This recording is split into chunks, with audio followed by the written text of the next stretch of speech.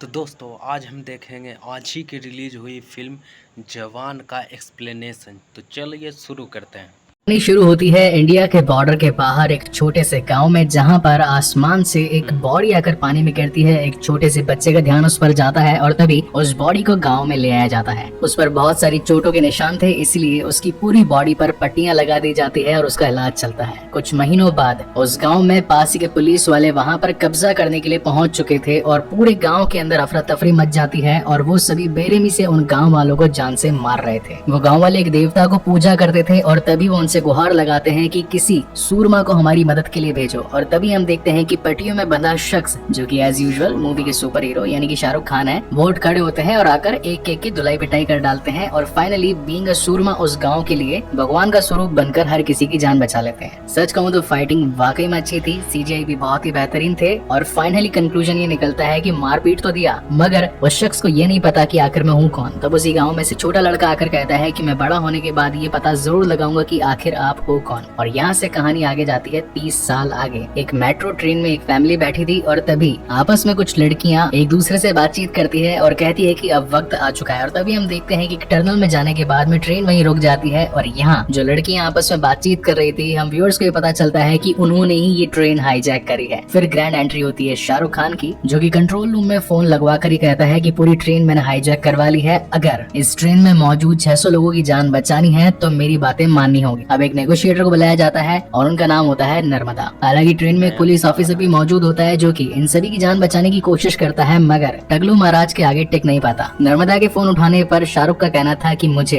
Agriculture minister से बात करनी है, अगर मेरी बात नहीं हुई तो 5 मिनटों के गाने के खत्म हो जाने के बाद में हर मिनट एक एक शख्स की जान जाएगी। और अब नहीं चाहते हुए भी पुलिस हेडक्वार्टर्स में एग्रीकल्चर मिनिस्टर को आना पड़ता है, जहाँ पर शाहरुख का कहना था आपके एग्रीकल्चर के पूरे 5 सालों में अभी तक 10,281 किसानों ने अपनी जाने ली है। आखिर ऐसा क्यों है कि मर्सिडीज कार लेने पर सिर्फ 8% का लोन है, जबकि एक किसान अगर ट्रैक्टर लेने जाए तो उस पर 13% का लोन है। अगर इन सभी लोगों की जान बचाना चाहते हो तो मैं एक अकाउंट नंबर भेज रहा हूँ, उस पर 40,000 करोड़ ट्रांसफर कर दो। जिस पर एग्रीकल्चर मिनिस्टर का कहना था कि इतना पैसा तो हमारे पास नहीं है। यहाँ जितनी भी ट्रेन की हाईजैकर्स थी वो शाहरुख को चीफ कहकर बुला रही थी, तो चीफ का एग्रीकल्चर मिनिस्टर से ये कहना था कि अगर तुम्हारे पास नहीं है तो अपने किसी बिजनेसमैन दोस्त से ले लो, आखिर तुमने इतनी बार उस दोस्त की मदद भी तो करी है, तो आज उसकी बारी है तुम्हारी मदद करने की। और तभी हम काली गायकवाड़ को देख पाते हैं जो कि इस वक्त एक फ्यूनरल अटेंड करने के लिए आया था। हालांकि उस शख्स को मारा भी उसी नहीं था, उसके पास में 2 गोलियां थी, एक ब्लू और एक रेड। ब्लू वाली तब लेता था जब उससे ज्यादा गुस्सा आता था और रेड वाली उसको देता था जिस पर गुस्सा आता था। अब सीन ये था कि ट्रेन के अंदर जितनी भी हाईजैकर्स मौजूद थी उसी में से एक औरत लक्ष्मी, जिसने की आलिया नाम की एक लड़की को ऑलरेडी ट्रेन के अंदर बैठवा लिया था। ये आलिया काली की बेटी होती है। अब उससे फोन भी लगवाया जाता है काली को कि भैया पैसे ट्रांसफर कर दो, तो काली को 40,000 करोड़ इनके बताए गए अकाउंट पर ट्रांसफर करने पड़ते हैं। जिस पर आलिया चीफ को कहती है कि तुम एक चोर हो, जिस पर चीफ का कहना था कि तुम्हारे बाप से बड़ा चोर नहीं। और हाँ, घर जाने के बाद में अपने बाप को एक मैसेज देना और एक नाम बताना जो कि था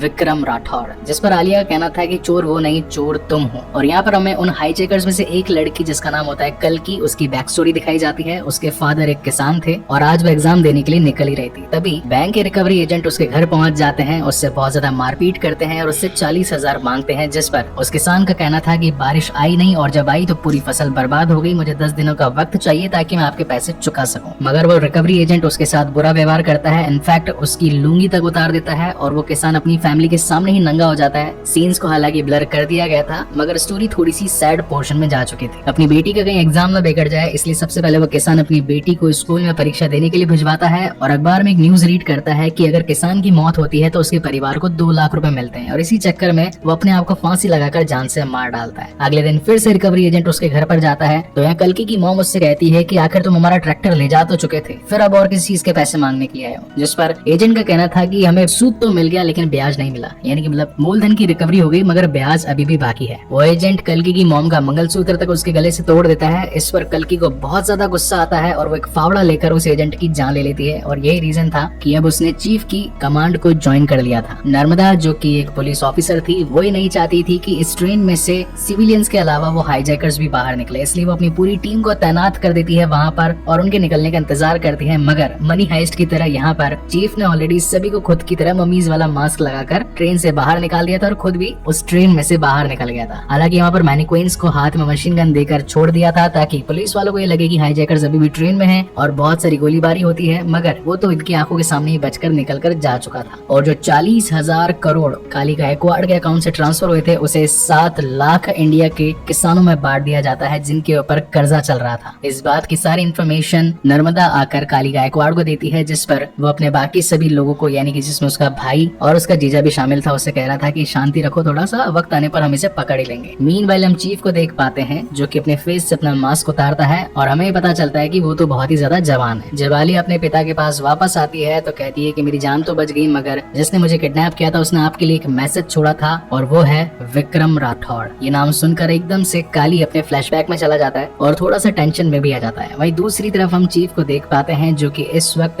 बेलमवाड़ा महिला पुलिस थाने का इंस्पेक्टर होता है और इनके थाने को वर्ल्ड वाइड सोशल वर्क अच्छे करने के तौर पर एक इनाम भी मिलता है, जहाँ पर जेल में रहने वाली सभी महिलाएं बच्चों के स्कूल की ड्रेसेस बनाया करती थी और हैंडीकैप बच्चों के लिए डुप्लीकेट लिम्स बनाया करती थी। डुप्लीकेट लिम्स का मतलब होता है नकली हाथ पैर। जिसके बाद मूवी का फेमस गाना आता है जो कि मैं हर बार की तरह स्किप कर डालता हूँ और सीधे आते हैं मूवी की स्टोरी लाइन पर। चीफ की एक मुंह बोली माँ भी होती है जिनका नाम होता है कावेरी अम्मा और वो उसे आजाद कहकर बुलाती है और कहती है कि अब तो बहुत ज्यादा टाइम हो गया, तुम्हें शादी कर लेनी चाहिए और इस बार की तरह तुम इस लड़की को रिजेक्ट नहीं करोगे। और जब वो लड़की दिखाई जाती है तो वो होती है महज शायद 6 या 7 साल की बच्ची और वो कहती है कि मैं अपना एक पापा ढूंढ रही हूँ। लड़की से मुलाकात तुम्हारी तभी होगी जब मैं पूरी तरीके से सेटिस्फाई हो जाऊंगी कि क्या तुम मेरे पापा बनने के लायक हो भी या फिर नहीं। खैर बच्ची जो ली गई थी काफी चुलबुली और काफी क्यूट थी, लेकिन हाँ पढ़ने में थोड़ी डफर थे। आई होप कि इस वीडियो को जो बच्चे देख रहे हो वो ज्यादा डफर नहीं हो। इस बच्ची का नाम था सूजी जो कि क्लास में एक सब्जेक्ट को छोड़कर बाकी सब में फेल हो गई थी। आई होप कि जो ये वीडियो देख रहे हैं उनमें से ऐसा कोई भी नहीं होगा और शायद सारे के सारे पास हो गए होंगे अपने एग्जाम्स में। और अगर कोई फेल हो गया हो तो यार कमेंट सेक्शन में सच्चाई से बता देना, हो सकता है कि बाकी कमेंटर्स की सिंपैथी आपको मिल जाए। Okay, jokes apart, coming back to the main story. Suzy की मॉम जो निकलती है वो होती है नर्मदा, जिसे देखकर एक बार तो खुद आजाद चौंक जाता है और उसे अपने जो मिशंस करने थे वो उनसे पीछे नहीं हट सकता था और फाइनली इन दोनों के बीच में हाँ हो जाती है, यानी कि ऑलमोस्ट शादी के लिए ये दोनों तैयार हो जाते हैं। नर्मदा की बैक स्टोरी ये होती है कि ये शहर से बाहर पढ़ने के लिए गई होती है, इसे एक लड़के से प्यार हो जाता है, रिलेशनशिप के अंदर वो प्रेग्नेंट भी हो जाती है, मगर जब बात शादी की होती है तो वो बंदा कहता है कि जब तक अबॉर्शन नहीं करवाओगी मैं शादी नहीं करूंगा। तो यहाँ पर नर्मदा ने उस रिलेशनशिप को ही छोड़कर अपनी बेटी यानी कि होने वाली बच्ची को चुना और इसी वजह से आज तक उस बच्ची ने अपने बाप को कभी देखा ही नहीं और यही रीजन है कि आज वो बच्ची अपने पिता को खोज रही है। अगेन गाने वाने आते हैं but as usual skip the part. अब हमारे चीफ का अगला टारगेट था हेल्थ मिनिस्टर, जो कि बड़ी बड़ी बातें कर रहा था। ये कह रहा था कि आजकल के गवर्नमेंट हॉस्पिटल्स में नई टेक्नोलॉजी वाली मशीन्स, बढ़िया एजुकेटेड डॉक्टर्स, ढेर सारा स्टाफ और बहुत सारी मेडिकल फैसिलिटी अवेलेबल है। अगर आज की तारीख में मुझे गोली भी लग जाए तो किसी प्राइवेट हॉस्पिटल में मत लेकर जाना, पास ही के किसी गवर्नमेंट हॉस्पिटल में ले जाना, मेरे लोग मेरी जान बचा ही लेंगे। और तभी दूर से उन हाईजैकर्स में से एक स्नाइपर आकर उसके कंधे पर शूट कर देती है। तभी ढेर सारी गाड़ियां उस मंत्री जी को बचाने के लिए आती हैं और एक की जगह 2 एम्बुलेंस आती हैं। सभी को लगता है कि एम्बुलेंस के अंदर हेल्थ मिनिस्टर बैठे हुए हैं और उन्हें फटाफट से प्राइवेट हॉस्पिटल लेकर जाया जाता है, मगर पता चलता है कि जो दूसरी वाली एम्बुलेंस आई थी उसके अंदर मंत्री जी को किडनैप करके कहीं और ले जाया जा चुका है और वो जगह होती है पास ही का एक गवर्नमेंट हॉस्पिटल, जहाँ पर कोई भी फैसिलिटी अवेलेबल नहीं थी, ना ही व्हील चेयर, ना ही गैस मास्क, ना ही अच्छे इक्विपमेंट्स और ना ही अच्छे डॉक्टर्स। तो डॉक्टर कहते हैं कि भैया मैं तो इनकी जान नहीं बचा पाऊंगा, कम से कम मुझे 4 तो डॉक्टर लगेंगे, उसके ऊपर से बहुत सारी मेडिकल किट लगेगी और 3-4 बड़ी बड़ी मशीनें लगेगी। और ये सारी चीजें रिकॉर्ड करवा के मतलब अपनी डिमांड्स की तरह अगेन नेगोशिएटर से बातचीत करता है, जिस पर नेगोशिएटर का कहना था कि आखिर मंत्री जी की जान बचानी है तो ठीक है हम तुम्हारी बातें मान लेते हैं। लेकिन यहाँ पर ट्विस्ट ये था कि शाहरुख खान को सिर्फ इसी वाले हॉस्पिटल में नहीं बल्कि इंडिया में जितनी भी गवर्नमेंट हॉस्पिटल्स हैं उसमें ये सारी की सारी फैसिलिटीज चाहिए थी। ये सुनकर नर्मदा मना कर देती है, जिस पर चीफ का कहना था कि मुझे के जॉर्ज से बात करवाओ, वही इस प्रॉब्लम का सोल्यूशन निकाल करके देगा। अब जब के जॉर्ज से बात करवाई जाती है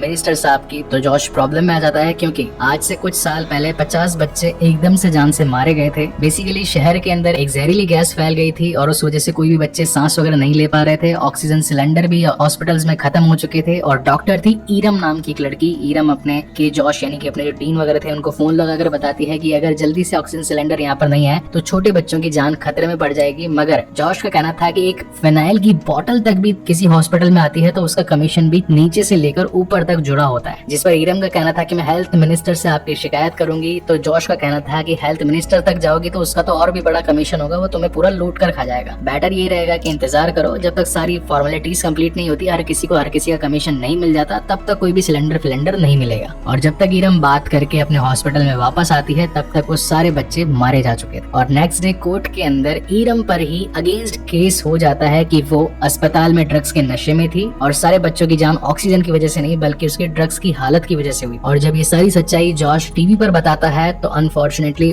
उसे सारे अकॉर्ड पास करने पड़ते हैं और जितनी भी गवर्नमेंट हॉस्पिटल्स होते हैं उसके अंदर अच्छे सर्जन्स, स्टाफ, मेडिकल फैसिलिटी और बढ़िया इक्विपमेंट्स प्रोवाइड कर दिए जाते हैं। यानी कि जो काम पिछले 10 सालों में हेल्थ मिनिस्टर ने नहीं किया था वो सिर्फ 5 घंटों में हो गया। अब लास्ट टाइम की तरह इस बार भी नर्मदा चाहती थी कि भैया ट्रेन वाले हादसे के टाइम पे तो वो हाथ से निकल गए थे, मगर इस बार मैं इनको हॉस्पिटल से निकलने नहीं दूंगी। तो ये अपनी पूरी टीम लेकर वहाँ उन पर हमला बोलने के लिए पहुंच जाती है। यहाँ पर अगेन बहुत कड़क फाइट होती है। CGI वाज गुड, इस बार बॉलीवुड ने बढ़िया काम किया है। खैर इसे बॉलीवुड नहीं कह सकते, इसे ऑलमोस्ट टॉलीवुड ही कह सकते हैं क्योंकि खाली शाहरुख खान ही है जो अपने बॉलीवुड से बिलोंग करते हैं। बाकी स्टोरी लाइन, थोड़ा सिनेमाटोग्राफी, बाकी की कास्ट एंड क्रू, इवेंचुअली जो ट्विस्ट एंड टर्न्स है वो साउथ से ज्यादा सिमिलर लग रहे हैं। तो इस मूवी को सॉलीवुड कहा जा सकता है। खैर आपका इस पर क्या कहना है कमेंट सेक्शन में एक बार जरूर बताइएगा। अब फाइट तो अच्छी खासी लंबी थी, डायरेक्ट शॉट में निपटाते हैं। आजाद के फेस पर जो मास्क लगा हुआ था, नर्मदा ने उस मास्क को खींच लिया था और उसके कुछ बाल उसके अंदर आ गए थे। DNA टेस्ट पर पता चलता है कि ये तो विग लगा रखी थी और अब क्योंकि बाल मिक्स हो चुके हैं तो एज का पता नहीं लगाया जा सकता। माइट भी हो सकता है कि 25 का हो, 35 का हो या फिर 45 का हो। तो इसे चेक करने में थोड़ा टाइम लगेगा, जिस पर वो स्केचर्स को बुलाते हैं और तीनों ही पेंटिंग्स बनवाने के लिए ऑर्डर पास करवाते हैं। और वहीं अगले दिन होती है आजाद और नर्मदा की शादी, जहाँ पर वो ईरानी यानी कि सुनील ग्रोवर को कहकर जाती है कि अगर स्केच बन जाए तो मुझे फोन कर देना। अब एक तरफ जहाँ पर आजाद ये सोच रहा था कि मैं आज शादी की रात को सारी सच्चाई बता दूंगा कि वो चोरियां करने के पीछे का रीजन क्या था, पूरा मास्टर प्लान किसका था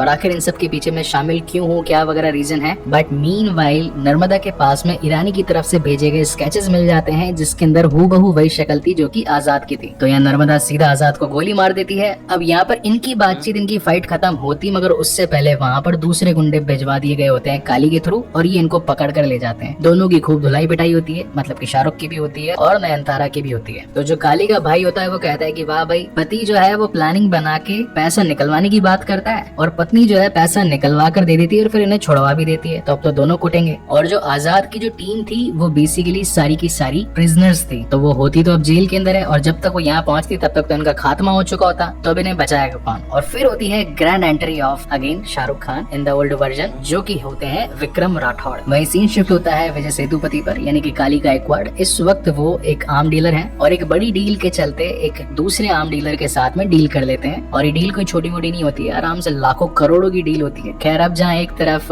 विक्रम राठौड़ अपने बेटे यानी कि आजाद राठौड़ को बचा कर ले जाता है, वहीं दूसरी तरफ नर्मदा अपनी पुलिस टीम में वापस आ जाती है और सभी को ये बताती है कि भैया चोरियों के पीछे विक्रम राठौड़ और आजाद राठौड़ का मिलकर के हाथ है और इनकी जो 6 लड़कियों की टीम है वो जेल के अंदर ही है। मैंने उनके फेस भी देख लिए हैं और मैं जान भी गई हूँ कि वो कौन कौन लड़कियां हैं, मगर विक्रम की लोकेशन निकलवाने के लिए मुझे उन लड़कियों से बात करनी पड़ेगी। इसलिए ईरानी यानी कि सुनील ग्रोवर उसकी कॉलर पर एक माइक लगाकर उन लड़कियों के पास भिजवा देता है। अब नर्मदा उन सभी 6 लड़कियों के बीच में आकर सभी को झूठ झूठ कहती है कि आजाद एक अच्छा इंसान नहीं है बल्कि एक चोर है, एक लुटेरा है, उसने मेरे साथ धोखा किया और अब मुझे भी जेल में डाल दिया गया है और वो तुम्हारा भी यूं ही इस्तेमाल कर रहा है और तुम्हें भी एक दिन यूं ही खत्म कर दिया जाएगा। जहाँ पर लक्ष्मी बताती है कि ऐसा नहीं है। और यहाँ से कहानी अगेन पास्ट में चली जाती है। अब हम विक्रम राठौड़ की पास्ट स्टोरी देख पाते हैं। ये जो विक्रम राठौड़ है ये स्पेशल ऑफिसर है, मतलब कि कमांडो की टीम के। इन्हें प्यार हो जाता है दीपिका पादुकोण से यानी कि ऐश्वर्या से। इनके कमांडर से इनके पास खबर आती है कि पासी के टेररिस्ट ग्रुप ने हमारे करीब 40 जवानों की ऐसी की तैसी कर दी, मतलब कि 32 तो जान से मार डाले, 2 घायल करवा दिए और 6 को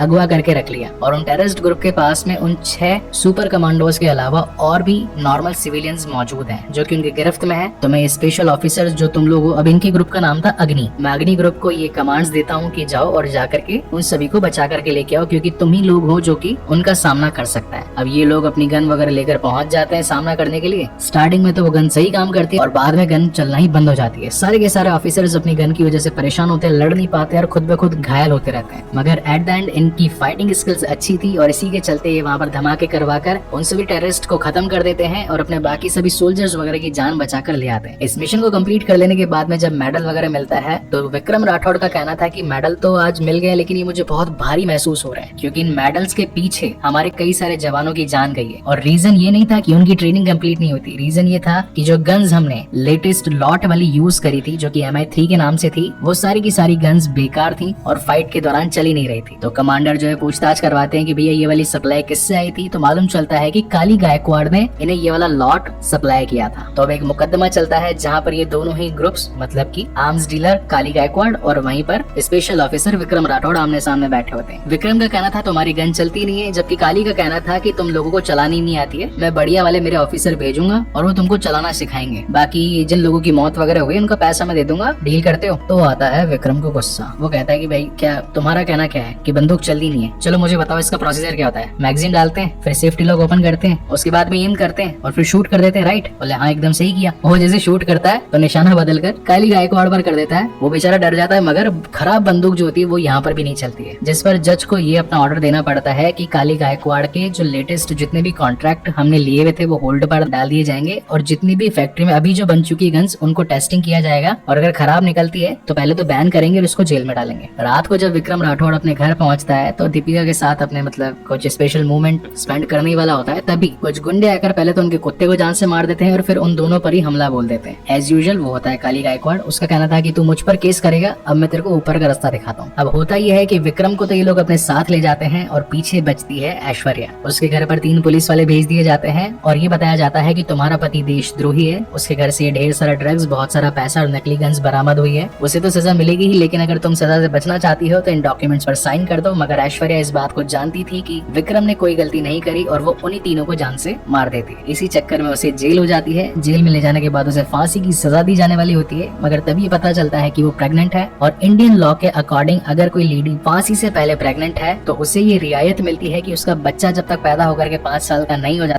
तब तक उसे फांसी नहीं दी जाए। यहाँ पर जेल में उससे मुलाकात करने के लिए अगेन काली भी आता है और यहाँ पर एक बहुत ही फनी कॉन्वर्सेशन होता है। काली बताता है कि जब फांसी देते हैं ना तो ऐसे आंखें बाहर आ जाती है, जीभ लटक जाती है और चटाक से फट हो जाती है, जिस पर ऐश्वर्या का पूछना था कि आखिर विक्रम कहाँ पर है। अब यहाँ विक्रम को भी देख पाते हैं जहाँ पर काली ने ऑलरेडी विक्रम को मार पीट कर ऑलमोस्ट खत्म करने लायक छोड़ दिया होता है और एंड में सीने में 5 गोली ठोककर वो उसे प्लेन से फेंक देते हैं। यानी कि ये वही स्टार्टिंग वाला सीन होता है जब एक लाश गांव के किनारे उनको मिलती है। अब यहाँ जेल के उन 5 सालों में क्या होता है, यानी कि वो प्रेग्नेंट से पहले डिलीवरी करके एक बच्चा पैदा करती है, उसका नाम वो आजाद रखती है। वो आजाद पूरे जेल के अंदर घूमता फिरता रहता है, जेल के लोग उसका परिवार बन जाते हैं और जैसे ही 5 साल का वो लड़का होता है मतलब आजाद, तो उसकी मॉम से कहकर जाती है कि तुम्हें अपने पिता का नाम रोशन करना है, विक्रम राठौड़ तुम्हारे पिता का नाम है, उन्हें देशद्रोही करार दिया गया था और तुम्हें उनके सर पर लगाए दाग हटाना है। मेरा तुमसे आखिरी अलविदा है और अब से मेरे बाद में तुम्हारा ध्यान कावेरी अम्मा रखेगी। और ये कहकर वो चली जाती है, जिसके बाद ऐश्वर्या को फांसी दे दी जाती है, वो भी आजाद के सामने, और ये देखकर वो बेचारा वहीं बेहोश हो जाता है। कहानी अगेन प्रेजेंट टाइम में आती है जहाँ पर अब ये सारी सच्चाई नर्मदा को पता चल चुकी होती है और अब वो डिसाइड करती है कि वो आजाद का साथ दे। मगर ईरानी जो कि